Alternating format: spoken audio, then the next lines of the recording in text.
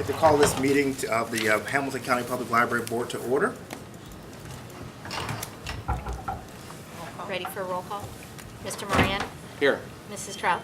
Here. Mr. Sittenfeld? Here. Mrs. Lamacchia? Here. Mr. Hendon? Here. Mr. Wright? Here. Looks like our first item agenda is the oath of office of my fellow trustee, Nancy Lamacchia. So let's do this. You get to do the honors? Absolutely.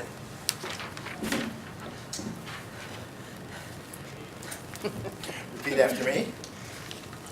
I, Elizabeth H. Lamacchia, I, Elizabeth H. Lamacchia, do solemnly swear that I will faithfully and impartially that I solemnly swear that I will faithfully and impartially discharge my duties as trustee discharge my duties as trustee in and for the Public Library of Cincinnati and Hamilton County in and for the Public Library of Cincinnati and Hamilton County to the best of my ability to the best of my ability and in accordance with the laws now in effect and in accordance with the laws now in effect and hereinafter to be enacted and hereinafter to be enacted during my continuance in said office. during my continuance in said office. Congratulations. Thank you. All right.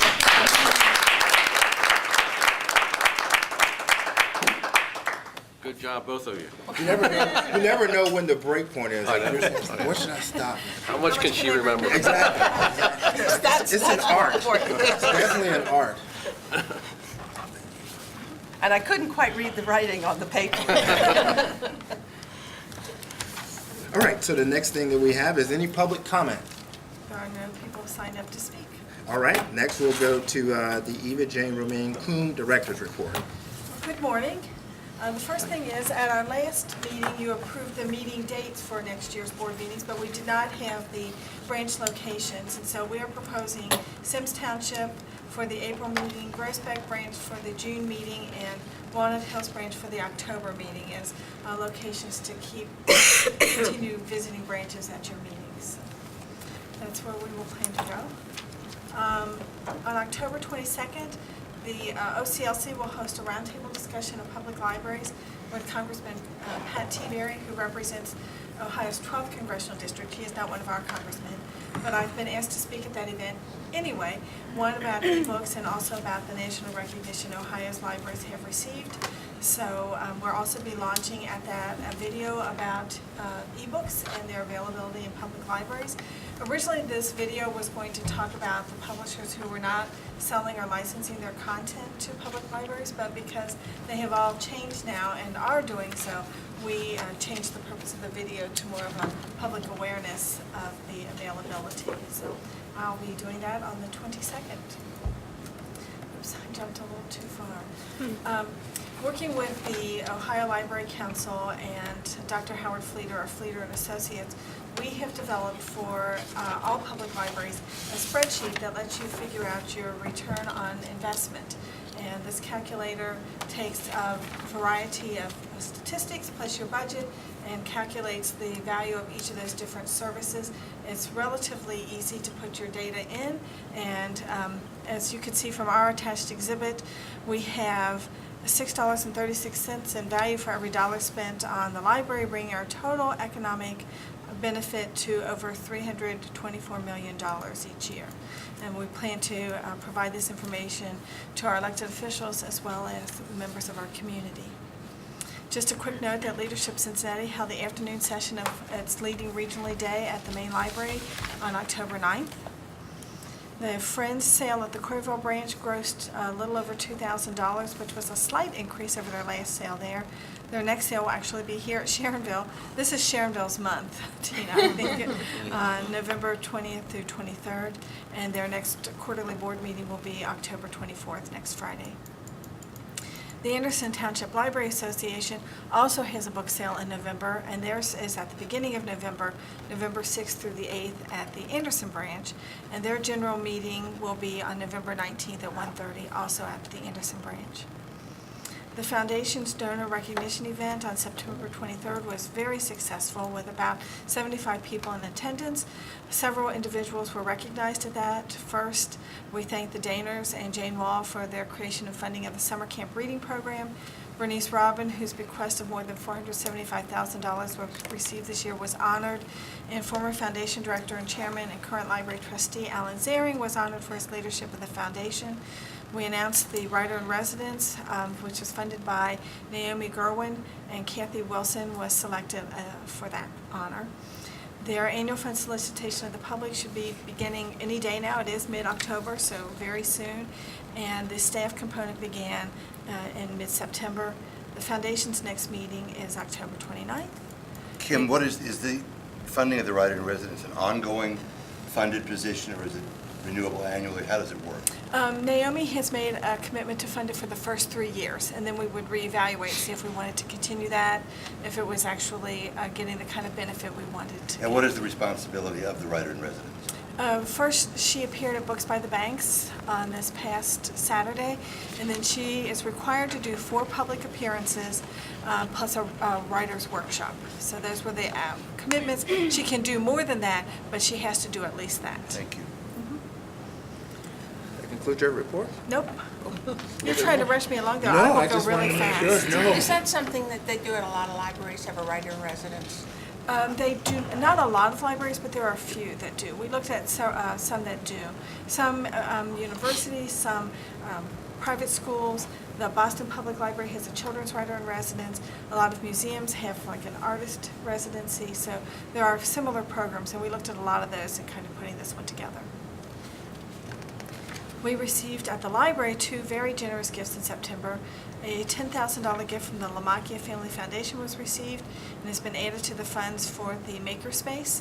And Ford Motor Company contributed $5,000 for the Sharonville branch. I said it is Sharonville branch's month, so we're delighted to have that. The LSTA grant that you approved last month has been submitted.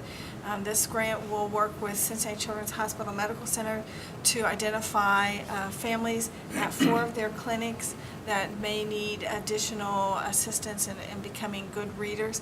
And then they will meet with a children's librarian at one of these 4 branches, Avondale, downtown, Northside, or Price Hill, and receive literacy kits after working with the children's librarian on how to use those kits. And we should know the State Library Board meeting to approve this would be the same day as our next board meeting, so that's when we'll find out. And I would like to attend the Innovative Interfaces Directors Symposium next spring. The only reason this is in here now is they offer a discounted registration. If you do it before the end of the year, that's $95. So it's still a really reasonably priced for a conference registration. So unless there's objections to me going to New Orleans next March, I will go ahead and register. And then finally, at the end of this week, I will be out of the office at the Girl Scouts USA National Convention, October 16th through 19th in Salt Lake City. And that, of course, is on my own time and not at library expense. I think the ROI calculator is awesome. I ROI my sons a lot on just about everything. What is your return on investment? So I think it's a great way to quantify library services. This is pretty cool. I just happened to see the spreadsheet. So One more question. Going back to the Friends of the Public Library, we, I think very appropriately, have a way of celebrating and acknowledging different people who do different kinds of things. And everyone knows, Betsy Lamaki most especially knows, just the labor that goes into these sales. Do we have a systemic or occasional way to recognize the people who are putting in all kinds of literal sweat equity into this? Have we done something for these people? Do we? We have in the past done things for them, especially certain milestones when they raised a certain amount of money. We've done things to recognize Mary Lou Aft, who's been chairing or co-chairing that sale for many, many years. So yes, we have done And that. including all the people who do participate as volunteers? And the Friends also have their own volunteer Okay, as long as recognition it's- event. Yeah, the Friends have a luncheon and stuff. Perfect, thank you. And they invite some of the staff to attend as well. Okay. now you're really done. Now I'm really No done. voting items, No, right? no. All right, we can move on to the fiscal officer's report. Okay. The library has received the Auditor of State with Distinction Award again for the year ended December 31st, 2013. The award is given to entities that file an annual comprehensive annual financial report and timely financial reports in accordance with GAAP, as well as receive a clean audit report. So, already gotten that. And then I'm also participating in the current session of United Way's BOLD training. The program is Cincinnati's most comprehensive board training program, which is designed to help individuals develop their skills to become effective board members, to help nonprofits meet the diverse range of community needs. I've attended 3 of the 6 sessions, and we'll be done at the end of this month. She's missing today's session I'm to be missing here. But I did my homework, so I'm okay. Congratulations on your award from the state. Thank you. And we have a press release ready for that to go out. I just needed Mr. Wright's approval, and we'll go out after this meeting. All right, no voting items there either. So I think the next one is Human Resources Committee. The library's 2014 United in Sharing campaign began on September 18th with a kickoff at the All Managers meeting. This combined campaign solicits staff for contributions to 3 organizations simultaneously: the Library Foundation's annual fund, United Way, and Community Shares. This year's goal is 100% participation from staff in making a contribution of any size. As of October 1st, the campaign has raised a total of $35,048. The campaign will end on October 16th. On Sunday, November 16th, the library will host the 2nd annual Staff and Retiree Recognition Program. We will recognize staff members who have achieved a milestone for years of service and retirees who have dedicated their time and energy in making our library successful.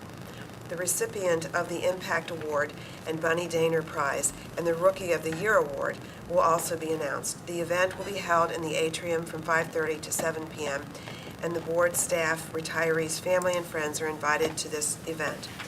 In our strategic plan, one of our objectives is to be the first choice of information. The Information Expert Certification Program was designed to recognize our knowledgeable staff as they provide excellent information service to the public. This curriculum-driven program requires completion of an Introduction to Information Literacy, 6 self-paced modules designed by the Ohio Library Council that cover the reference process and 4 electives. To date, 55 staff members have completed the requirements and will be recognized on Sunday, November 16th, during the Staff and Retirement Recognition Program as information experts. The library will partner with DePaul Cristo Rey High School, who will provide 2 students to work at our library. DePaul has secured a donation of $15,000, which will pay part of the students' education costs, while allowing the students to gain valuable work experience. The students will be working in the Children's Learning Center during the 8-month period. The Human Resources Department is working with DePaul's representative to implement this program in October. Excellent. No- Is there a reason for changing from a weekday to the Sunday for the recognition? Isn't it the Actually, one we we- always used to have at 7 o'clock in the morning? We did, but last year we changed it to the Sunday afternoon, or Sunday evening for the first time. And it was well attended, too. Good It was food. much better Very good attended. It food. was primarily to get more people there. Because And even... the families came, too. Right, And kids, starting at little kids. 7:30 doesn't give people enough time, say, Okay, to 'cause get I back to a branch. Did you Don't miss know where last I year's? was last year. Traveling somewhere. Probably, as much as you travel. All Will right, you I think- report back to us at some point on how the DePaul Cristo Rey effort goes? Yes. Where's Mary? Right here. I'm looking for you. Mary, make a note of that for us. I will. Thanks. All right, anything else on that report? All right, Mr. Moran, Library Operations. Yeah, thank you. It's my pleasure to introduce our hostess today, Tina Riley. Tina began her career with the library as a student assistant at the Harrison branch in June of 1992. She served in that capacity until 1995 when she moved to Mount Healthy as library services assistant until she was promoted to a part-time reference librarian at the Harrison branch in 1997. In 1998, she earned her MLS from the University of Kentucky and was promoted to full-time reference librarian position at Green Township in 1999. Later that year, she transferred back to the Harrison branch, been all over the place, and served as branch reference librarian. Teen services until 2002, when she was promoted to the position of Norwood branch manager, a position she held for 10 years. In 2012, she was again promoted, this time to her current position here, senior branch manager here at the Sharonville branch. She has served on a number of committees and projects over the years. 2004 graduate of Libraries Management Academy, and she attended the Libraries Leadership Ohio Institute in 2012. Tina, thank you. Busy lady. Thank you for hosting us. Good morning. Morning. Thank you for having me. Welcome to our branch. I'm happy that you're here. Library service in Sharonville began with the bookmobile in the 1930s. In 1966, a permanent location was established on Reading Road, and in 1980, a larger location opened at the corner of Reading and Creek Road.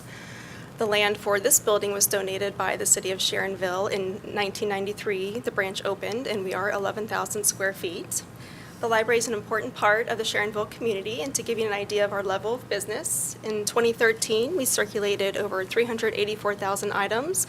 We had close to 750 programs with almost 13,000 in attendance. We had close to 46,000 computer sessions and almost 167,000 visitors. We implemented Sunday hours at our location a little over a year ago, and patrons still give us very regular feedback about how thrilled they are that we're open on Sunday hours. They're very pleased that we're here on Sundays. Our Sunday hours are especially popular during the school year, drawing people from all over the county. We average between 200 and 250 visits each Sunday. Community groups use this meeting room space very heavily throughout the week, including on Sundays. We did receive a very generous donation from regular customers, Mr. and Mrs. Martins, last December in the amount of $10,000. We were able to use that money to purchase our new AV screens and update our meeting room technology that we're using today. And we also use these screens to provide a number of computer and technology classes for customers. We have a very skilled tech team here at Sharonville, and we offer a lot of innovative computer and technology classes. Things like, well, we get a lot of requests for advanced training for Microsoft Word, Excel, and PowerPoint. We have genealogy classes, database spotlights, where we'll just highlight one of our many wonderful databases that are available to the public through our website. We also have job search training and resume building workshops as well.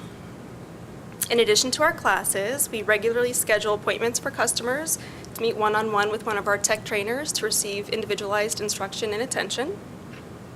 By working to be responsive to customer feedback and requests, we meet their information needs, and we're also making a difference. We also just received another generous donation, this time from Ford Motor Company, as you heard in Kim's report, in the amount of $5,000, and we are hoping to use that money to purchase makerspace equipment.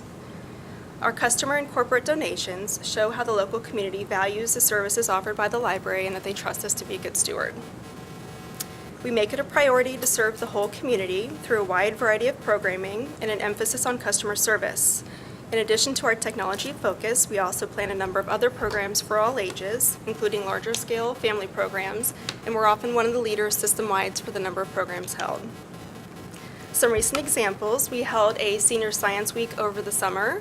We had a big family Doctor Who Day program last month. In December, we're celebrating Hobbit Day, and later this month, we're celebrating Hispanic Heritage Month with a fiesta. Our display team excels at effectively marketing our collections through creative displays, and staff rove regularly with the branch iPad to proactively offer our service to customers. We've worked hard this year to achieve our goal of increasing our presence in the community even more by attending major community-wide events such as Sharon Fest, monthly city council meetings, and the Fall Craft Fair. Through increased outreach, strengthening relationships with our local schools, and developing new community contacts, we are seen as a strong community partner, and we're often called upon to participate in local events. Some examples of our outreach include visits to 4 daycares for story times each month, visits to 2 retirement communities for book clubs. We visit Fortis College quarterly. We have a new partnership with the Sharonville Recreation Center, which is right next door. And we have a new partnership with Constant Companions. They're a day program for adults with developmental disabilities. It's a really meaningful partnership for us. So last but not least, we are pleased to be hosting the Friends Sale, again, as Kim mentioned in her report, November 20th through the 23rd. So that's what I have for you this morning. Do you have any questions for me? Sounds like you're doing a lot of good things. Is there anything that the board can do to help you keep doing those things, or other things you want to do that you're resource constrained to do? Nothing off. Can I think about that? I might come up with a list. Yeah. 1 page or less. Okay, I'll keep it to a list. We'll accept that amendment. Tina, it's great that you're adjacent to the recreation center. Is that open 7 days a week as well? It is, yes, it is. That's great. They have a lot of activities, youth football, swim team, so it's definitely, they're there 7 days a week, yes. Lots of foot traffic next door. Great, thank you. You're welcome. Any other questions? Do you get a lot of kids from coming over? We from do, not as much as you would think at times, but yes, we definitely share. Come over for a safe place for babysitting when the parents are late picking them up? Sometimes. Sometimes. Great, Okay, thank thank you. Okay, moving on, next month, on Veterans Day, we will hold our annual Veterans Day commemoration at the main library. This year, Army Lieutenant Colonel, physician, and Congressman Brad Wenstrup will deliver the keynote remarks. In 1998, seeing our nation attacked time and again, Wenstrup joined the Army Reserve at the age of 39, received a direct commission as captain in the U.S. Army Reserve Medical Service Corps, and in 2004, completion of the Officer's Advanced Course, was promoted to the rank of Major. Called to active duty in the spring of 2005, he deployed with the U.S. Army's 344th Combat Support Hospital, Task Force 344, to Abu Ghraib, whoever that is, Iraq, where he served as the podiatrist, the chief of surgery, and a director of wound care clinic. Wenstrup also served as assistant to the deputy commander, clinical services equivalent to the chief of staff, and served as the acting chief director commander for 3 months during his 12-month tour. In May 2006, at the end of his year-long combat tour in Iraq, he was awarded the Bronze Star, the Combat Action Badge, and numerous campaign medals. In the 113th Congress, he serves on 2 committees central to military life, the House Armed Services Committee and House Veterans Affairs Committee. In 2010, he was promoted to Lieutenant Colonel and is currently assigned to the AMEDD Professional Management Command with attachment to the 42220th in New York. During his time in Congress, he fulfills his reserve duties by serving at Walter Reed National Military Medical Center in Bethesda. In addition to the keynote remarks, other highlights of this year's event will include the ceremonial opening music by the Sheriff Neal's Bagpipe and Drum Corps, presentation colors by the Diamond Oaks JROTC Color Guard, patriotic music performed by the Cincinnati Symphony Orchestra's brass trio, memorial wreath presentations by local veterans, lighting of the flame of remembrance, and taps. So I hope everybody can make it to our veterans commemoration. In 2015, Ohio Library Council's convention and expo will be held in Cincinnati on October 7th through the 9th, and they just held their expo this year in Columbus last week. The host city has a number of responsibilities in making the conference run smoothly and in seizing the opportunity to showcase Cincinnati. Paula Brem-Hager has been appointed as the local arrangements committee chair and will work closely with the staff of our library and OLC staff to plan the important event next year. Educators now have the ability to request classroom sets of e-books for students' use with the new downloadable feature developed for customers with educator card types. This new feature allows educators to request a series of card numbers associated with their educator card and can then be distributed to the classroom of students, allowing each student to download a copy of a title to his or her device. Another Paula Brem-Hager Award has been accepted to the Emerging Leaders week-long program at Harvard Kennedy School of Executive Education. Utilizing funds from the Joey Roger Leadership Award announced in the August regular meeting, Paula will attend this program designed to bring together executives and administrators from around the world and expand the capacity of the next generation of public service leaders. Cincinnati is hosting a Vibrant Curiosity TEDx Cincinnati event on October 16th at Memorial Hall. This event will showcase and celebrate the makers and doers of our community and will feature an Innovation Alley, which offers a chance to interact with novel ideas driving change. The library submitted an application for a spot on Innovative Alley to display equipment and information related to upcoming maker spaces at the main library in the new St. Bernard and Reading branches. We did, by the way, we were awarded that spot. Oh, great. Independently, yes. Very good. I was thinking that's coming up pretty soon. Yeah. The 16th is. Great. Why don't you tell us about the programs and exhibits? Sure. Coming up is Cincinnati Financial Planning Day, and this is something where we partner with the City of Cincinnati and the Financial Planning Association to present this day. And customers can come to the main library. There are a number of workshops on Social Security, retirement planning, budgeting, debt management. They can also schedule one-on-one sessions with financial counselors to help them through whatever issues they're dealing with. So that takes place on the 25th of October from 10 to 2:30. And Cincy Inc. project, it's kind of interesting. The library's partnering with Artworks in October, November on Cincy Inc., and it's a citywide program inviting citizens to ink their love for Cincinnati on a postcard. The words on the postcard inspire a crowdsourced love poem to the city that will be shared in print, online, and on skin. So the postcard will be available at a number of library locations of the week of the 27th. International Game Day is something we participated in a number of years, and that takes place on November 15th, and it really is a day when all of our locations will be involved in a variety of gaming activities, everything from board games to video games, trivia, puzzles, more. So it's always a interesting day in which we're collaborating really with libraries around the country. Teen Read Week takes place this week, and the theme is Turn Dreams into Reality at Your Library. It's an opportunity to encourage teens to read and to learn more. And then the exhibit, Mail Call Exhibit, is due to be installed on the 8th of November. And this is it's a National Postal Museum exhibition organized by the Smithsonian Institution Traveling Exhibition Service. And it's kind of interesting, if everyone's ever been in the military, mail call is a big part of the day when someone comes out and brings the mail and starts to call your name and hand out your letters or packages from home. So the exhibit will actually include a lot of those throughout history, from the American Revolution to the current, and what those look like, mail and various things that have come up as a result of or through the process of mail calling. So. Great, that's my report.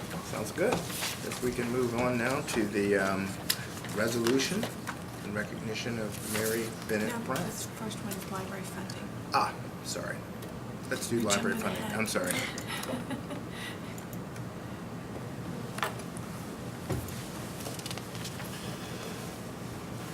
Who's guessing? Is it appropriate to move that we approve this resolution? I actually misspoke, so we're actually, I was a little bit premature, so we're actually going to talk about library funding, I think. You want to This talk is that one? just a resolution that the Board of Directors of the Ohio Library Council has recently passed, and it urges the General Assembly to restore the percent of the general revenue fund dedicated to the public library fund to 2.22%. And to show a united front to our General Assembly, OLC is requesting that libraries across the state pass a similar resolution. And I would move that So- we adopt the resolution. Second. Mr. Moran? Aye. Mrs. Trout? Aye. Mr. Sittenfeld? Aye. Mrs. Lamacchia? Aye. Mr. Hendon? Aye. Mr. Ray? Aye. All right, finance and audit. I'm back on track. Okay, Mr. Zaring isn't here. So, first of all, we have to have revisions to the 2014 annual appropriations and estimated resources and the resolution accepting the tax levy amount and rate.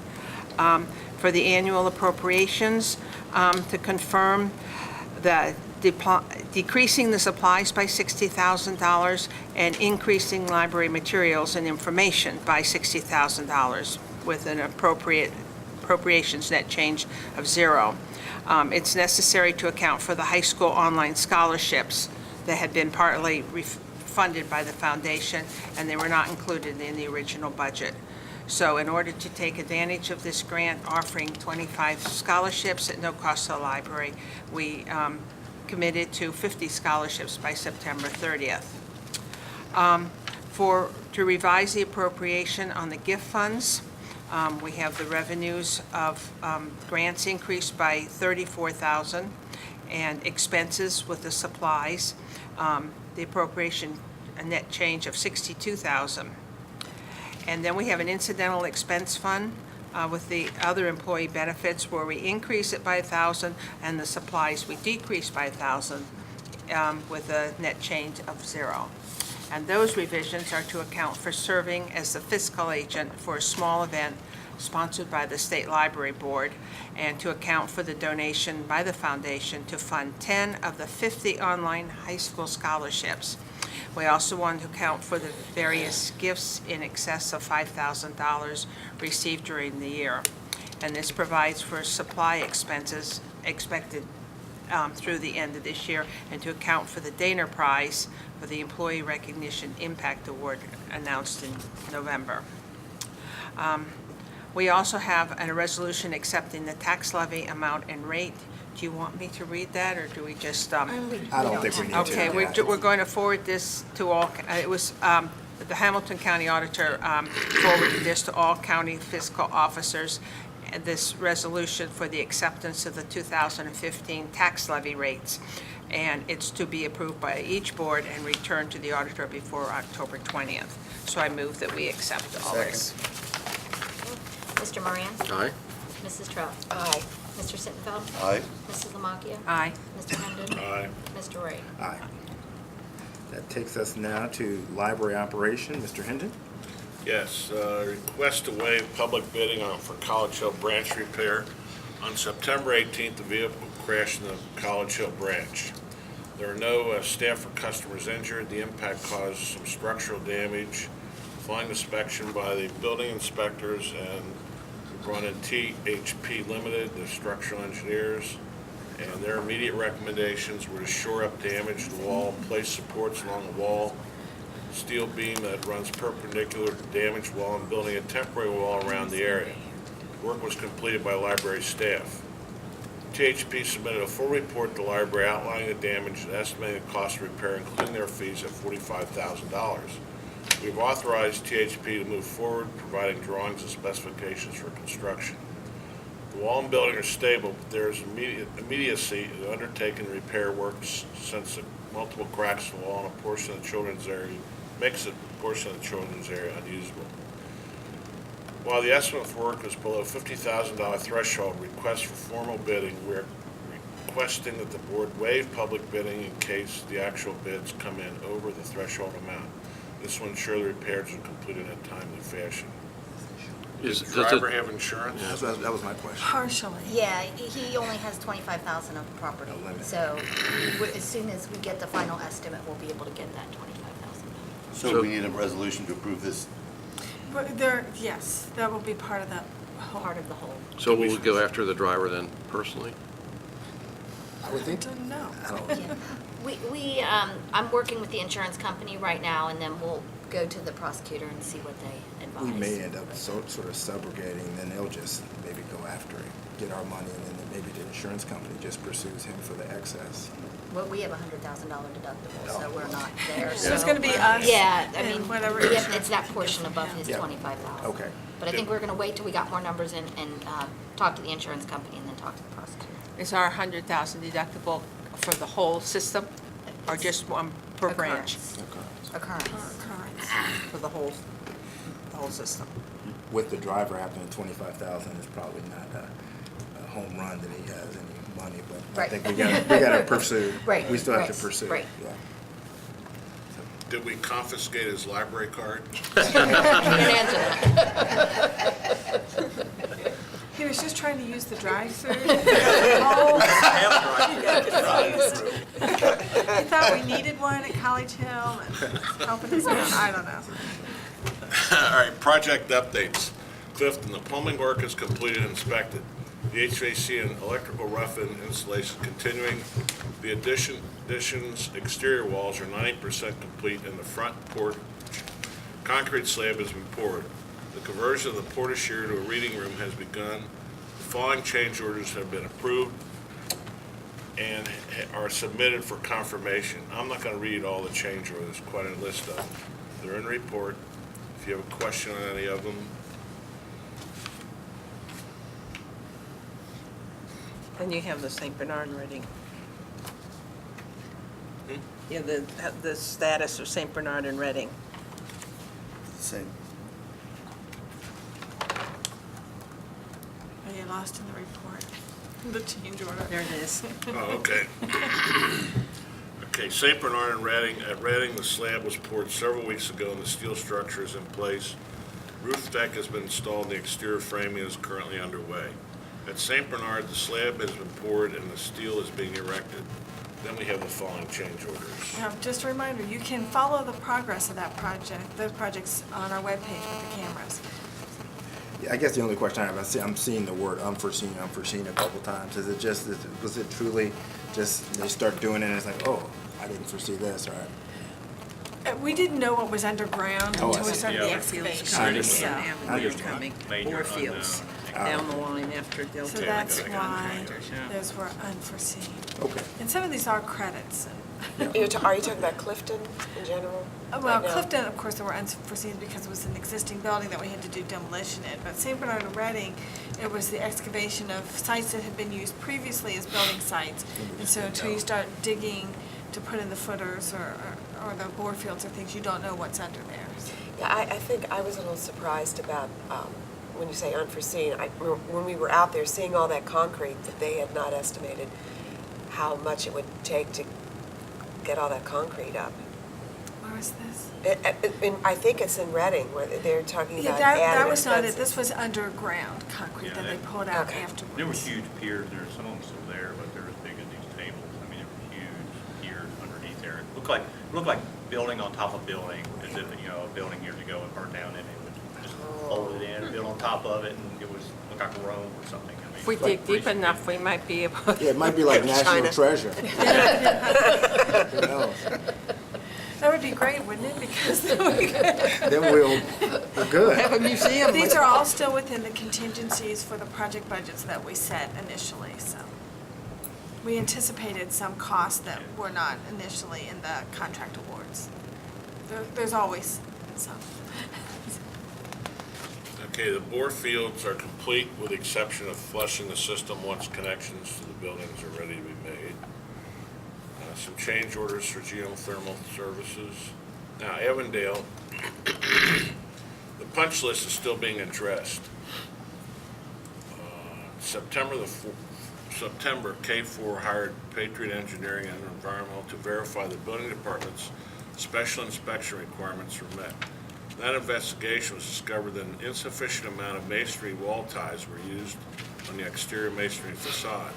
A letter was sent to Triton Services Incorporated per their AIA contract, informing them they have 10 days to begin corrective work. And I think we have an update on that now. Yeah, we were out there Friday and they did find the ties sufficient enough to, Patriot was confident that the ties were there and they were signing off on the inspection, so. So that that's has been resolved. Yeah.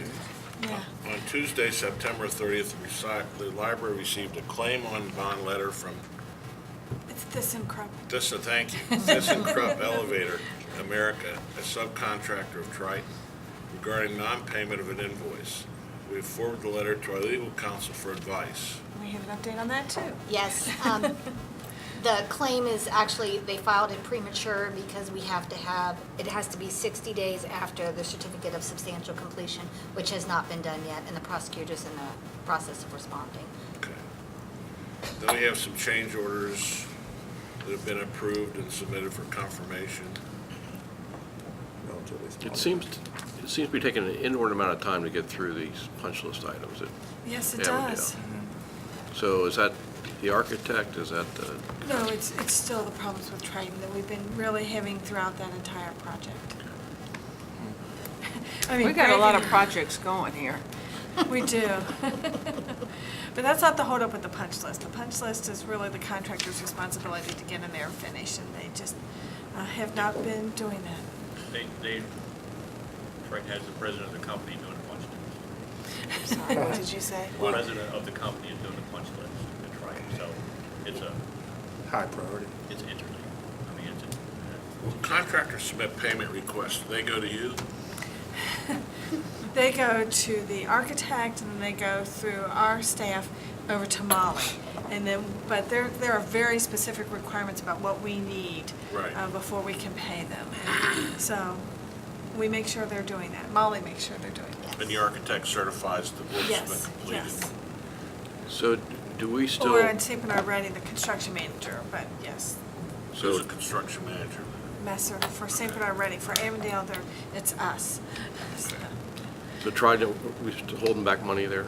We have retained. We have retained each year. Okay. Maybe that's why the president's working. Exactly. He'd like to get that money. Main library re-roofing, the re-roofing of the main library is approximately 94% complete, with only some metal coping left to be installed. And there's Finally. Some change orders for that.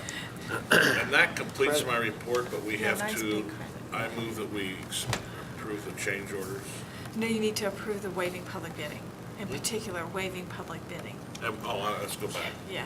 Can Are we I doing do it them all at separate once? The whole Yes, you can report. do it all at once, Okay. but don't forget. Yes. I move we approve the report. Second. And Mr. Moran? Aye. Mrs. Trout? Aye. Mr. Sittenfeld? Aye. Mrs. Lamacchia? Aye. Mr. Hendon? Aye. Mr. Wright? Aye. All right, I think our next item is a delightful one, resolution for Mary Bennett Brown, recognition of service. I think Kim is going to do that in the.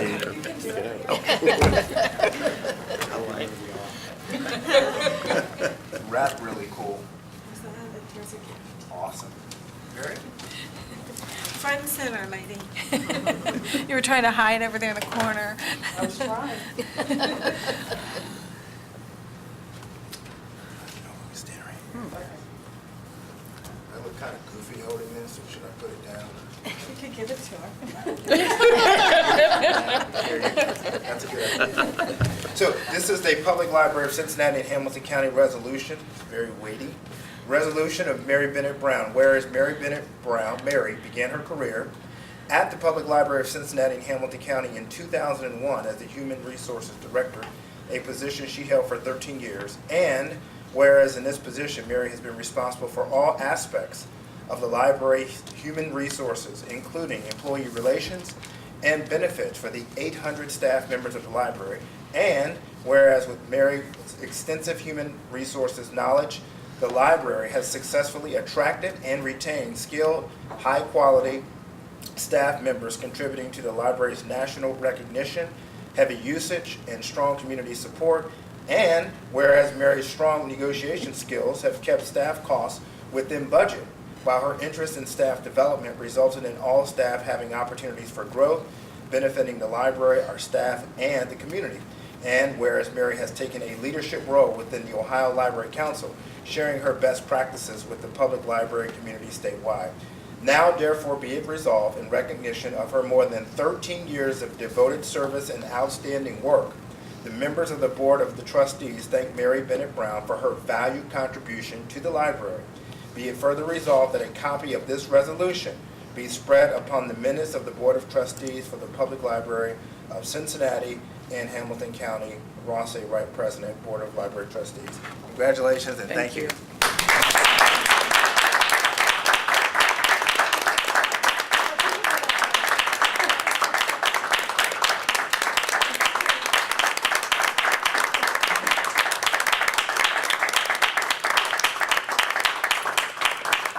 And I move that we accept I was the going to say, I motion. think we should have a formal. Is there a second? Second. Okay, Mr. Moran? Aye. Mrs. Trout? Aye. Mr. Sittenfeld? Aye. Mrs. Lamacchia? Aye. Mr. Hendon? Aye. Mr. Wright? Aye. I think that takes us to our consent agenda items. And they're listed in the minute. So is there a motion to sort of omnibus approval of those items? So moved. Second. Okay, Mr. Moran? Aye, I'll pass on investments. Mrs. Trout? Aye. Mr. Sittenfeld? Aye. Mrs. Lamacchia? Aye. Mr. Hendon? Aye. Mr. Wright? Aye. Now I think we're ready to adjourn to executive session without attorney.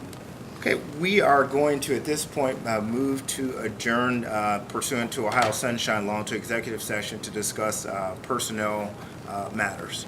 Is there a motion to second that? So moved. Second. Okay, Mr. Moran? Aye. Mrs. Trout? Aye. Mr. Sittenfeld? Aye. Mrs. Lamacchia? Aye. Mr. Hendon? Aye. Mr. Wright? Aye. thought for a minute you were All going to right, I vote think against. at this point, we Could will. I Oh, suggest a correction, that the executive session be to discuss security and imminent legal action matters? okay. Do we need to re-vote on that? We can, just to be, Sure. to the record will be clear. We'll just amend what I said and add that on to the other one. So let's just move and amend the original motion to include security as a part of And employee imminent legal management. action. And imminent legal action. We need to move again? Yeah. So moved. Second. Okay, Mr. Moran? Aye. Mrs. Strauss? Aye. Mr. Sittenfeld? Aye. Mrs. Lamacchia? Aye. Mr. Henry? Aye. Mr. Ray? Aye. You ready? Okay, we are now returning back on the record. I believe there's a motion now that we've come out of executive session. You want to read the motion? I'll make the motion. A motion to approve the security steps that were discussed in the executive session. So moved. Second. Okay, Mr. Moran? Aye. Mrs. Strauss? Aye. Mr. Sittenfeld? Aye. Mrs. Lamacchia? Aye. Mr. Hendon? Aye. Mr. Ray? Aye. I believe that concludes That's it. our agenda, and the next meeting will be December the 9th at 9:15. We are adjourned.